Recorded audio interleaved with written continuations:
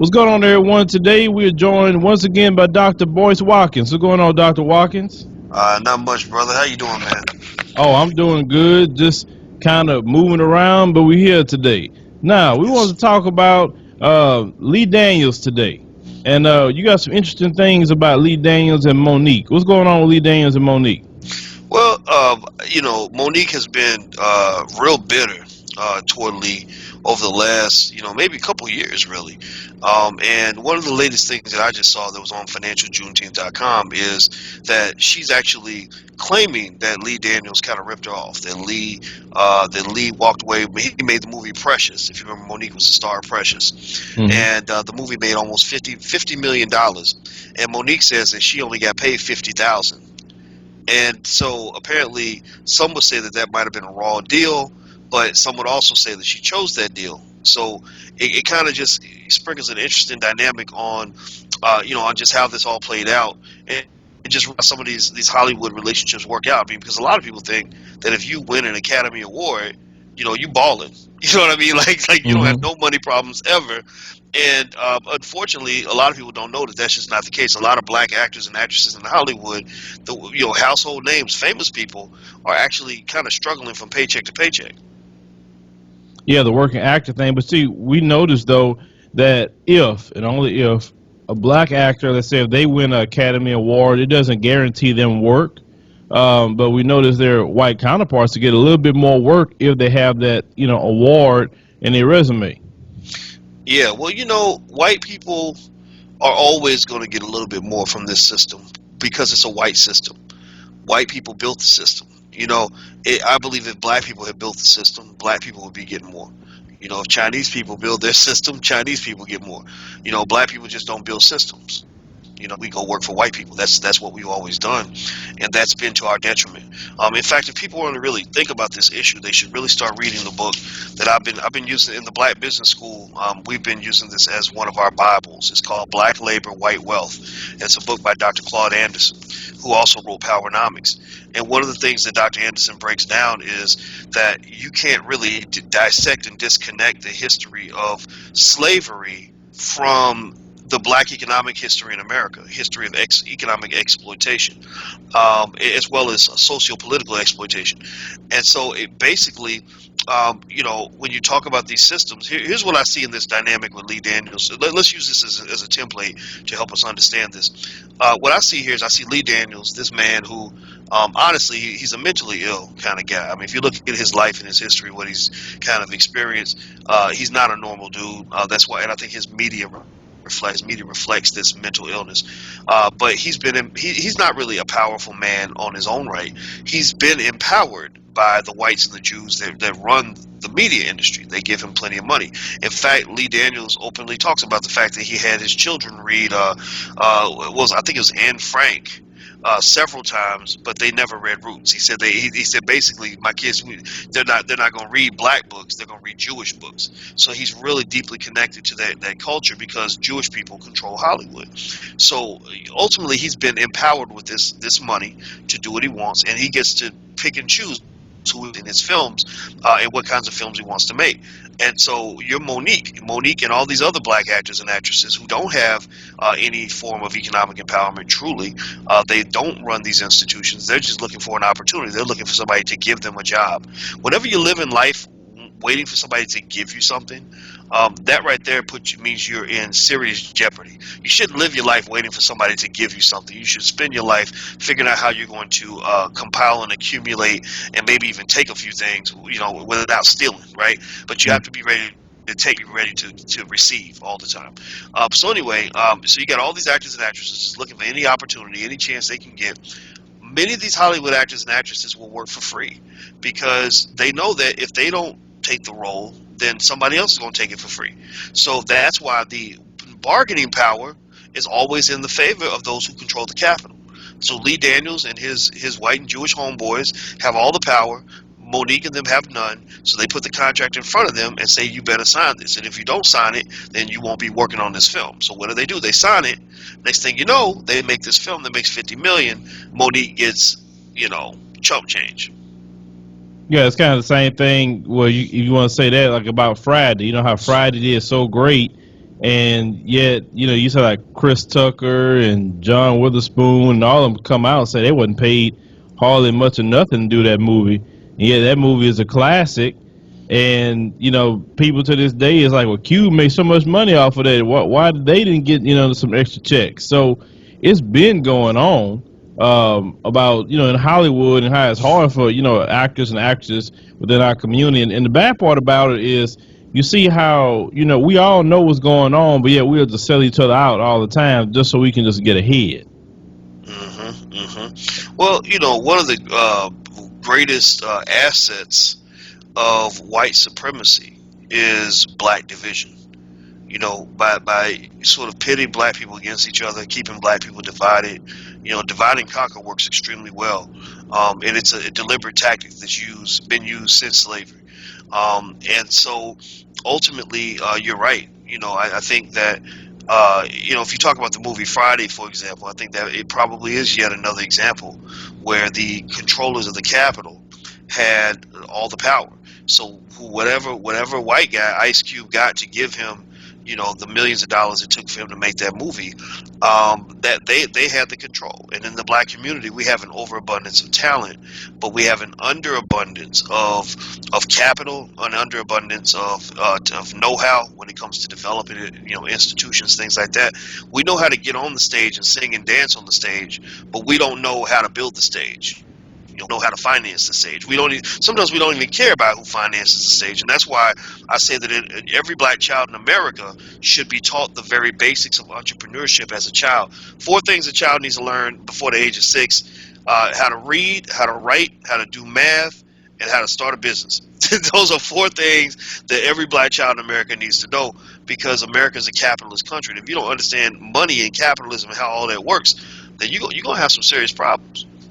Yeah, but see, a lot of times, within our community, we teach our kids just to grow up to be worker ants. And, if you had a good job and, go to school and you'll be all right instead of being your own boss and, just really doing for yourself. It just goes back to a whole lot of, what we were taught all the way back from slavery, that somebody else is going to do it for us instead of us taking it upon ourselves to do for self.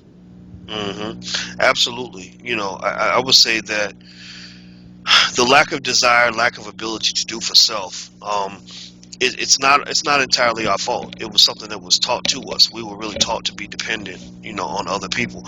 And what's really insane about it is that the people we depend on are our former slave masters. There's really no situation you can be in that makes you more vulnerable. I mean, imagine if a woman depended on her rapist to get her food every day. I mean, that's insane. That's crazy. And then let the rapist raise her kids. Somebody who hurts you, who has a history of hurting you, should not also be the people that you're asking to help you. The people who created white supremacy should not be the people that you're asking to help you end white supremacy. The people who enslaved you should not be the people that you're asking to help you become free. That just doesn't make any sense. So ultimately, when I see some of the stuff that happens in Hollywood, I think Hollywood is one of the great examples of black exploitation to the fullest. We actually own a studio in Hollywood. We're part owners of the Real Network, and we shoot things in Hollywood, and we also shoot in Atlanta, and we shoot in New York.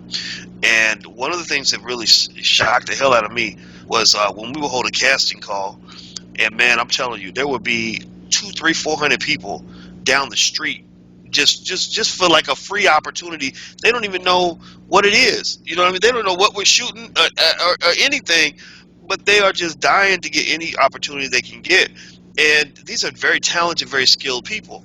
And so when I saw all that, I said, I told my daughter, I said, you don't want to become an actress and then try to get somebody to put you in a movie. You want to learn how to be a businesswoman and a filmmaker so you can make a movie and put yourself in it. That's really where you get that power. Correct. You're talking about, white supremacy, and you have some people that will say, well, you black people talking about white supremacy. Yeah, you guys use white-owned things like Facebook and YouTube, and you guys use Twitter. You guys use all this stuff, but yet you say white supremacy. So to those idiots that really don't understand what we mean by white supremacy, could you explain that to them, boys? White supremacy, it manifests itself in a multitude of ways. My perception of it is just the idea, the notion that whites are better and superior when it comes to intelligence, when it comes to morals and values, when it comes to economic supremacy, etc. White supremacy manifests itself in systems as well, where you have systems like the educational system, the economic system, the political system, where it just always happens that white people are at the top and black people are at the bottom. So white supremacy, you can look at it as an idea, but then these ideas manifest themselves in systems. So most systems in America, most universities, most corporations, most institutions across the board were built, say 50, 100 years ago on an undeniably white supremacist foundation. They were created by people who had no problem telling you very clearly that they felt that whites were superior. So if you feel that if you're white and you feel that you deserve a superior status, why would you develop an institution that was built on any kind of equality? No, you're going to build institutions that reflect your ideology. Like if I love flowers and I draw a picture, I'm probably going to draw a picture of flowers. So if I'm committed to white supremacy, then I'm probably going to develop institutions in the image of the mindset that I possess, just the same way a pastor is going to build a church.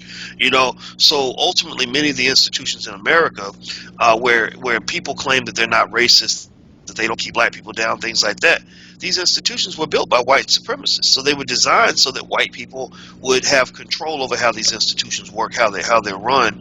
And so the reason racism and white supremacy can be confusing is because you could be sitting in a room with a bunch of people and nobody's really trying to be racist, but somehow it just turns out that whenever they take a test, the white people have the higher score, or whenever there's a promotion granted, the white guy gets the promotion, the black people don't. Or when you look at the board of directors, it's not, there's 25 white guys and one black person, and you don't know how that happened because everybody claims they're being fair when really the whole game was rigged in the first place. You can't have an even outcome on something that's built on a crooked foundation. America was built on a crooked foundation.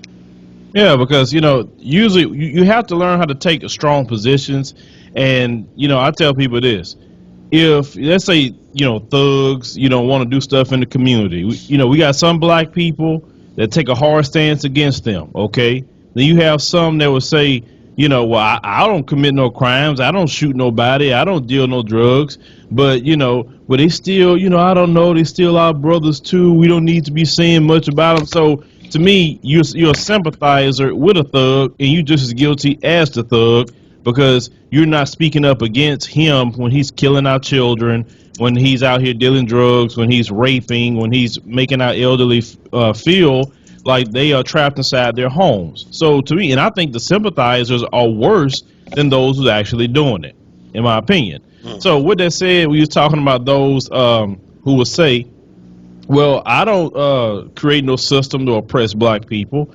I've never said black people shouldn't get a job or black people shouldn't get an acting role or anything like that.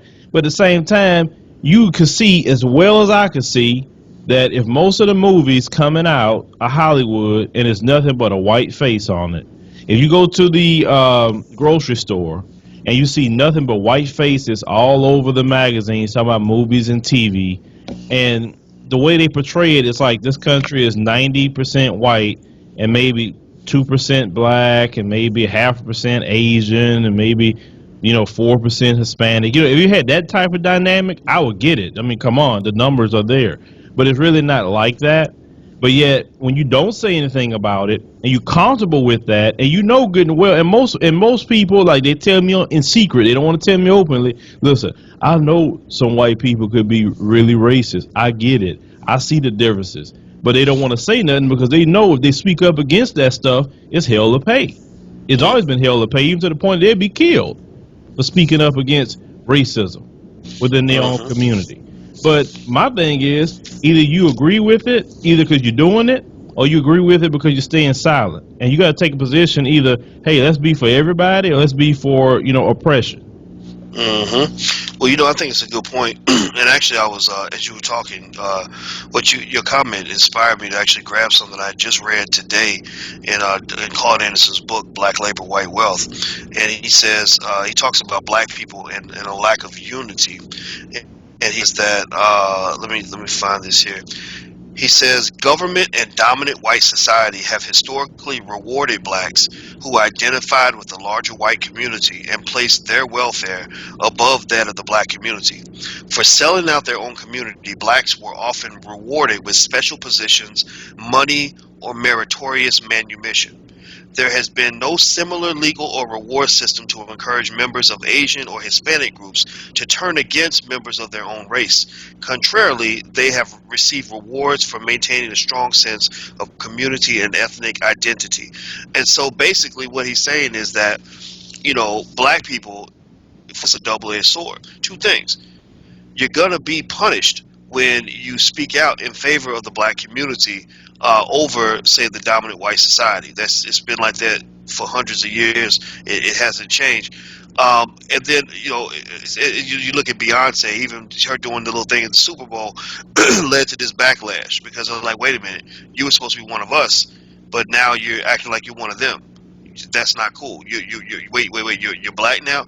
And then you go, and then you step over. In addition to there being a punishment for supporting the black community, there's typically a reward for supporting the interests of the white community over the black community. So that's why if you go into, some of these corporations, which are a lot like plantations, you will have, say, Negroes, in high places who pretty much have been, bought and paid for. You are the person who's going to give a black face to white oppression. Oppression works best when you put a black face on it. The overseer thing. And, Hmm. so ultimately, many of us are afraid to do truth. It's funny. We're not just afraid to support ourselves, but we're afraid to even tell the truth because we know we'll be punished in many cases for telling the truth. The reason you can be punished, though, is because you leave yourself economically vulnerable. When I started speaking more of the truth, and I knew I was saying things that white people wouldn't like, I started checking my economic security to say, what if white America decided they hated me and wanted to punish me for telling the truth? Am I going to be okay? And when I felt like I'd be okay, then I don't have to speak in fear anymore because I know that I have some degree of economic independence. Hmm. And that's part of when we speak about the privilege aspect. You see, some white Americans don't understand. You're privileged to be able to say anything you want, and no, you don't have to think like, well, if I say this, then I'm going to be ostracized by another race of people. Unless you now, I know what they're going to say. Well, if we say something like even remotely closely racist, then they ostracize us. Come on, you know good and well what we're talking about. If you speak up certain truths, you don't have to deal with what we have to deal with. Point blank. You won't be even called the word blackball. You're not even blackballed for certain things that you may say. You have the freedom to be angry. I mean, if black people be angry, oh Lord, bring out the police and shoot us 50 times. But even the privilege of, you have a savage that shot people, 10 people, I think 9 to 10 people up there in Kalamazoo, okay, killed 6, he get arrested. A brother in Seattle just got shot down for just trying to get on the ground. Allegedly, he had a gun, allegedly, but he didn't give him a chance. And that's the stuff that we're talking about. It's just those privilege aspects as black people. We don't have the luxury of killing people and just get to surrender. But notice white males have that privilege. Even in things they should, you say the police should really get at you.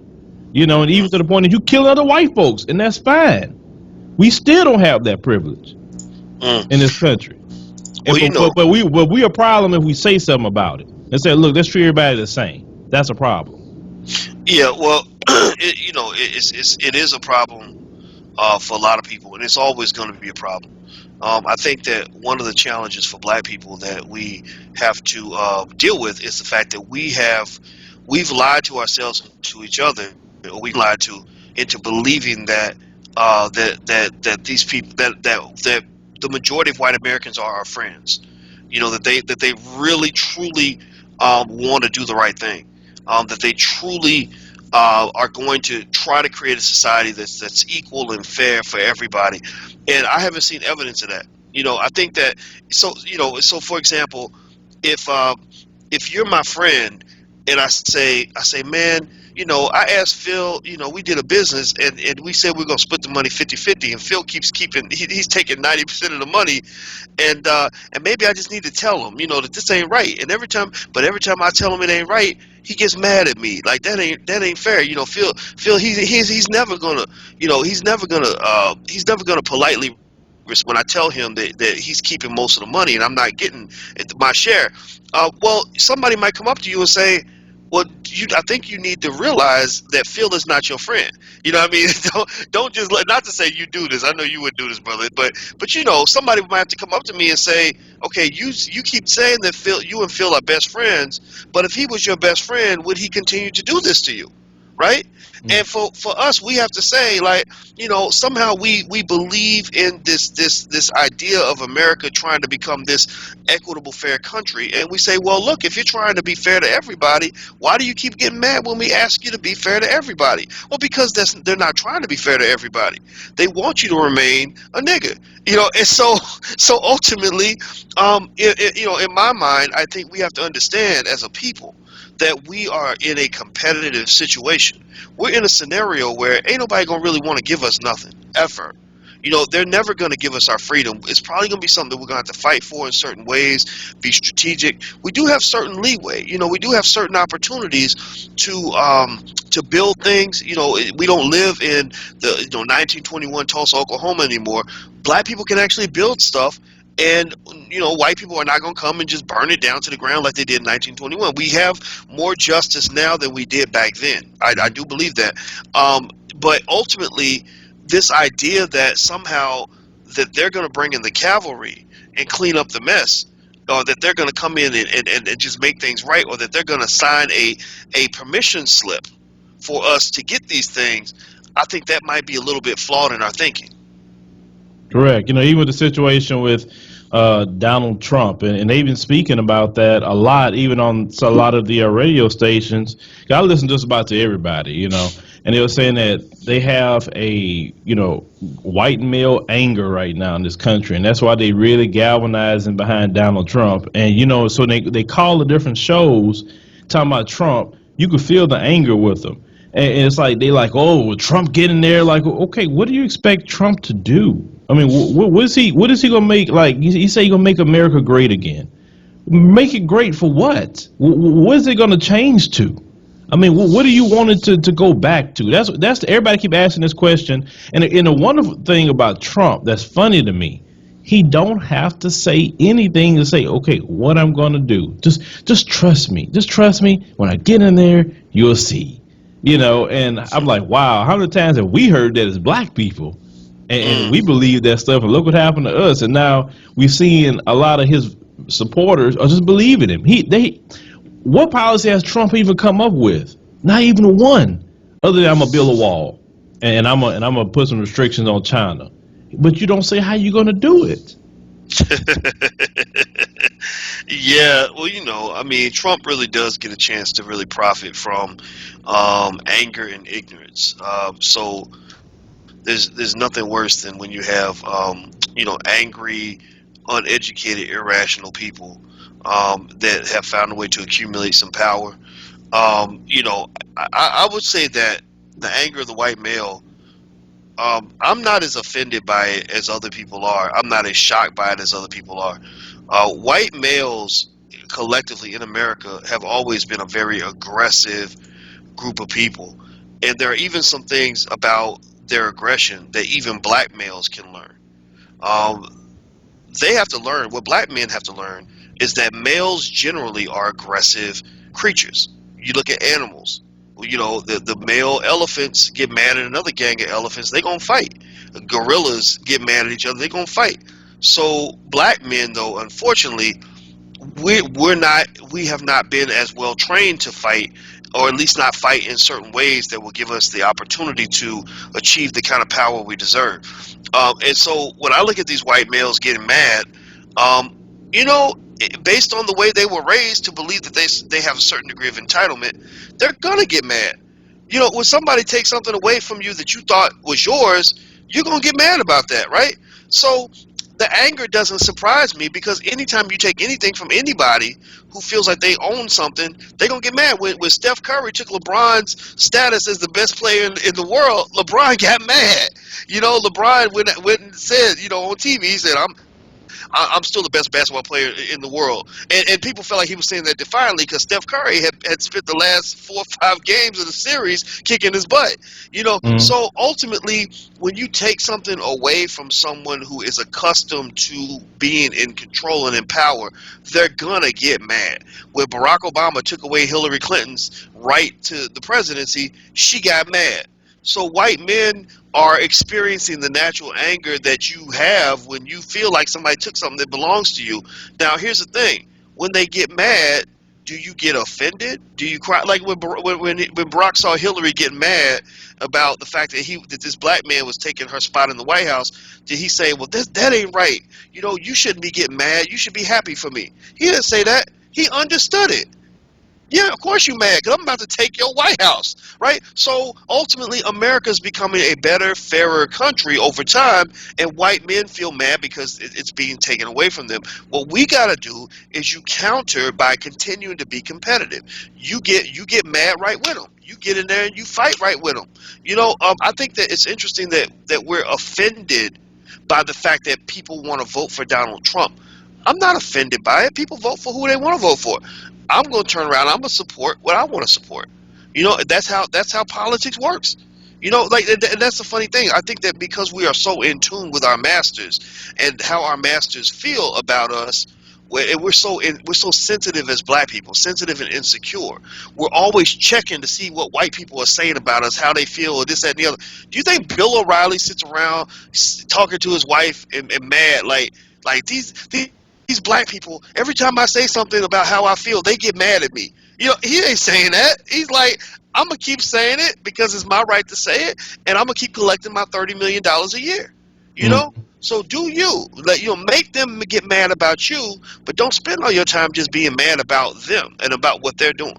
That to me is a signal of a lack of empowerment. When you don't feel empowered, you always, like, if you go to work every day, and all you do is come home and spend all your spouse's time complaining about what those white people are doing to you on your job, then what has happened in my mind is that you position yourself as the victim. You see yourself as the person being attacked. And I remember feeling that way on my last job, where I would be so mad. I'd be telling my friends, like, yeah, look at what these white people doing. They did this and did that. And then one day I flipped it and I said, wait a minute. I'm not gonna come to work every day mad about what you did or what you said or how you think of what you think about me. I'm gonna have you down in your office mad about what I'm doing and what you think I did to you. So I stopped paying attention to how they felt, and I started just doing my thing and doing me to the best of my ability. And then it turned out that they were the ones who were mad, and it wasn't me anymore. You gotta flip that. You gotta be empowered in your environment. White people ain't never really gonna love you, but I would argue that maybe they don't hate us as much as we might think sometimes either. Sometimes they just kind of look at you and they're like, what's wrong with you? We live, America, for example. America has always been a violent country that has taken things by force. That's how they took the land from the Native Americans. That's how that's what they do militarily when they strike back at other countries. But they've always been telling black people for 400 years, be peaceful. Here's your Bible. We want you to be peaceful, and we want you to pray for your enemies, turn the other cheek, and all these other things. And they ain't never did none of that. But they'll tell you that. They'll tell you to put your gun down, because if I got the gun and I convince you, and you dumb enough to put your gun down, then you've just given me the power. That's what they do when it comes to international negotiations on nuclear weapons. The United States has the audacity to tell Iran, we don't want you to have nuclear weapons. Like, we will only trade with you if you show us that you have no nukes. While we've got a gigantic arsenal of nuclear weapons right behind us. What is that? What's that play? That play is designed to make sure that the balance of power stays in their favor. They told China, when China was building an aircraft carrier, the United States told China, you don't need an aircraft carrier. What you need an aircraft carrier for? Like what? You getting ready for a fight? Like what do you need an aircraft carrier for? They gave them a hard time. The United States has, I don't know how many aircraft carriers we got, but we got a whole lot of them. So how can you own several aircraft carriers and tell somebody else you don't need one of those, right? Hmm. China said no, screw you. We're gonna protect what's ours. We're not falling for the okie doke. You're not gonna convince us to be peaceful and unarmed when you are not peaceful and you're fully armed. So ultimately, as black people, I think we just gotta kind of understand the head games that are constantly played with us and realize the importance of maintaining sovereignty of the community. That means economic protection, political protection, maybe other forms of protection as well, because ain't nobody out here loving you. Ain't nobody out here gonna save you. If you don't save yourself, then no one's gonna respect you. If you're always begging, people are Hmm. always gonna look at you as a charity case, and that's the bottom line. Yeah, that's correct. And I tell that a lot of times to, people within our community.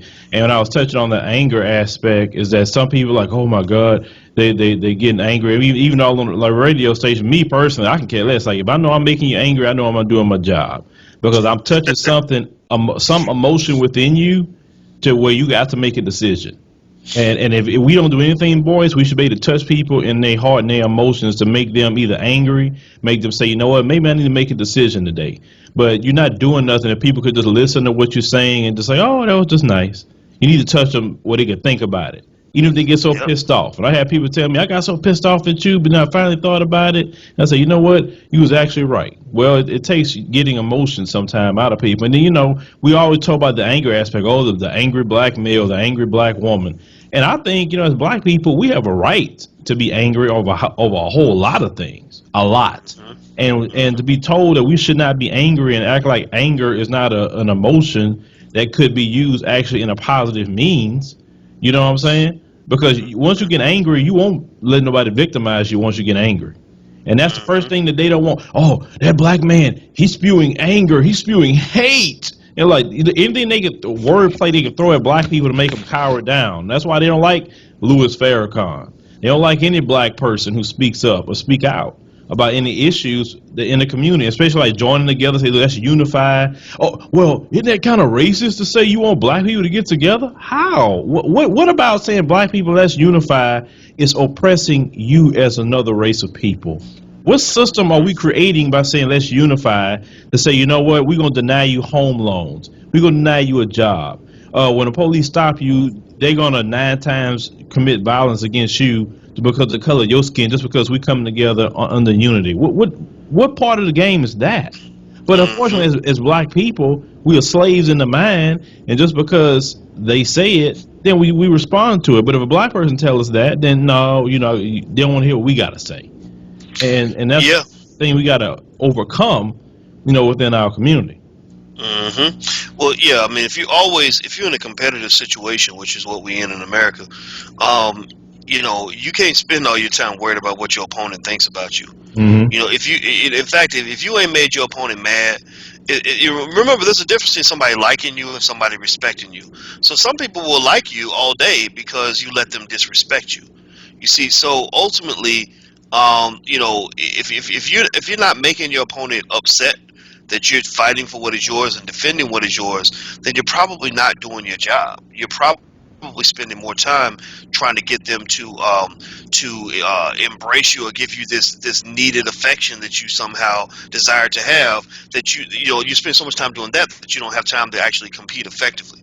It reminds me of Michael Jordan. There were a lot of players that used to, they'd be playing against Jordan, and Jordan knew that they were young guys who admired him, who grew up idolizing him. So they would literally, before the game, Daniel won his autograph and just want to be his buddy and say, "Oh, it's an honor to meet you, sir," and be worried about what he thought about him, and he used that to his advantage. He would make friends with him, and he would go out there and kill him. He would Hmm. drop 60 points on him because you spending so much time admiring this guy that you don't realize that he's kicking you in your butt. You don't need to spend your time admiring him. You need to spend your time competing with him. Hmm. So we need to stop sort of spending so much time thinking about what white folks think about us, and just realize that we live in a competitive world. If you ain't ready to compete, you're gonna get your butt kicked. Somebody will smile in your face and take everything you got, leave your children starving on the street, and black people have a choice. What's it gonna be? Correct. Like you said, and a lot of us just not in the position where we're ready to compete. And and we have to just accept reality in this country.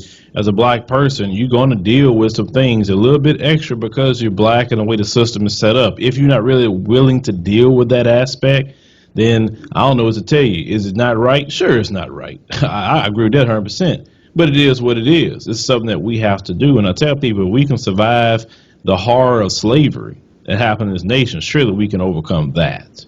We are a very resilient people, and we should have been wiped out a long time ago. So we shouldn't cower down to words somebody may say, or why you guys want to say black businesses. Why, like, really worry about your own business. I pissed a guy off when I was on the Jesse Lee Peterson show, and some things I may say, I analyze what I said based on a response. And the guy was talking about, well, why don't the black community do this and black community do that? And I told him, I say, well, why? I say, you know what? I say, why don't you fix your issues and let us worry about our family business? Stay out of our family business and let me worry about mine. You worry about yours. He got pissed. And I told him to stay out of our family business. There you go. You don't really care about us like that. So why you talking? All the people that always talk about, well, black on black crime. Well, why don't you talk about the white on white crime that just happened in Kalamazoo? They killed 6 people, and you're not even mentioning it hardly. That's white on white crime, but you don't say a word. But you're always talking about what blacks do. Well, blacks are violent. Have you seen some of the mass shooters? Who are they? Worry about your community. Fix that issue at first. Then you can worry about everybody else. But even they say they followed Jesus. Didn't Jesus say take the plank out of your eye first, then you can see clearly to correct your brother? You can't see clearly to correct the black community if you're not correcting yours. There you go. That's why I'm trying to correct mine much as possible. What we do is wrong.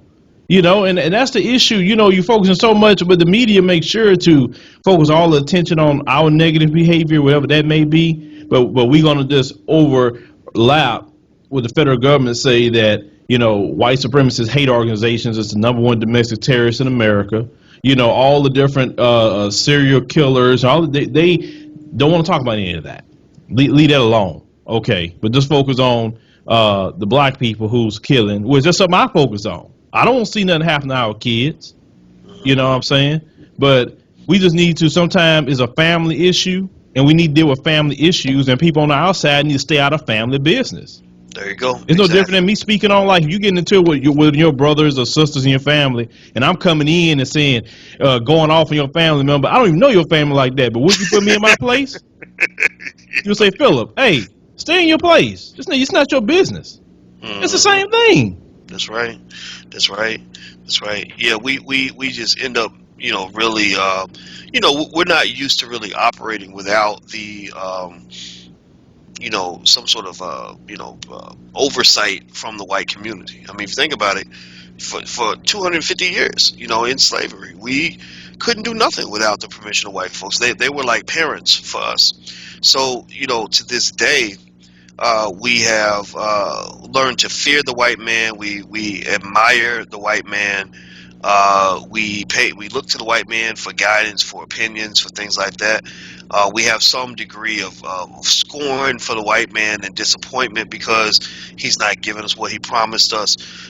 And ultimately, we need to learn how to just forget about that, just kind of let all that go, and focus internally, focus on who we are, and respect ourselves as a sovereign community. And in fact, I would almost encourage people to not spend a lot of time being angry about what other people are saying about them or what other people are doing. Focus on what's yours. Focus on building something that's yours, and make it the best you can make it. And then everything will fall into place. Exactly. So, one more thing before we have to wrap it up. Now, I made a comment, and I hurt and I call them black phobics feelings. Only people who have an intense fear and hatred of black people. And I wasn't speaking about white people in general, just them, just the black phobics, the ones that create violence against us. I made a statement in the video that said, well, the black phobics, they want their guns so much because their manhood is attached to it. Oh boy, I hurt their feelings. I didn't realize how bad I hurt their feelings. They ain't let that one go. Oh boy. I was like, wow. I mean, sometimes I just say stuff and it just comes out of my mouth when I'm doing videos. I don't script it. It just come out. But I didn't realize how much that one stuck. They still talking about that one. So you said that manhood is attached to their guns, and that's why they don't want to let them go? I say I don't want to let them go because they're weak and cowards. We talking about, the traditional Mm, racist, black phobics, those types. That's what I was talking about. But see, the those with the white supremacist ideas say, no, he mean white people. No, I didn't. I said those who are white supremacists to those who are black phobics who want their guns so they could kill young kids who aren't doing anything, like the George Zimmerman types. Those types like that. That's what I'm talking about, who are weak and cowards. well, I would definitely say that they haven't they've always had a fear of the black man. You Hmm. know, the black man. We're just a dominant group of people in so many ways.